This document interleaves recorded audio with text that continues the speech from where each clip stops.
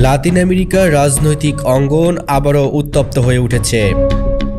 Venezuela নিয়ে যুক্তরাষ্ট্রের নতুন সামরিক ও কূটনৈতিক অভিযানের সম্ভাবনা আন্তর্জাতিক মহলে তীব্র আলোচনার কেন্দ্রবিন্দুতে এসেছে। বহু বছর ধরে ওয়াশিংটন ও কারাকাসের মধ্যে সম্পর্ক শীতল থাকলেও সাম্প্রতিক সময়ে পরিস্থিতি আরও জটিল হয়ে উঠেছে।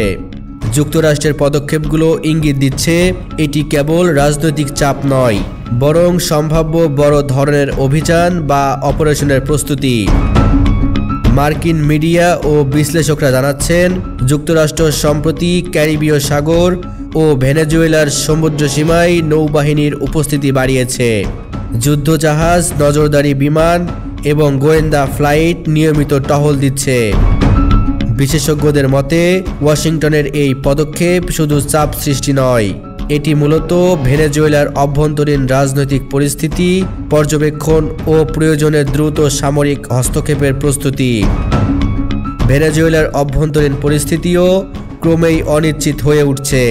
দীর্ঘদিনের অর্থনৈতিক মন্দা, মুদ্রাস্ফীতি, জ্বালানি ও খাদ্য সংকট এবং সরকারের বিরুদ্ধে গণতান্ত্রিক আন্দোলনের পুনরাবির্ভাব সব মিলিয়ে মাদুরো সরকারের নিয়ন্ত্রণ কমছে।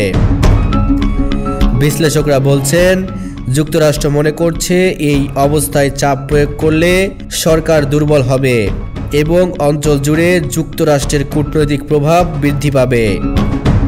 রাজনৈতিক স্থিতিশীলতা এবং মানবাধিকার সবকিছুকে সরাসরি প্রভাবিত করতে পারে।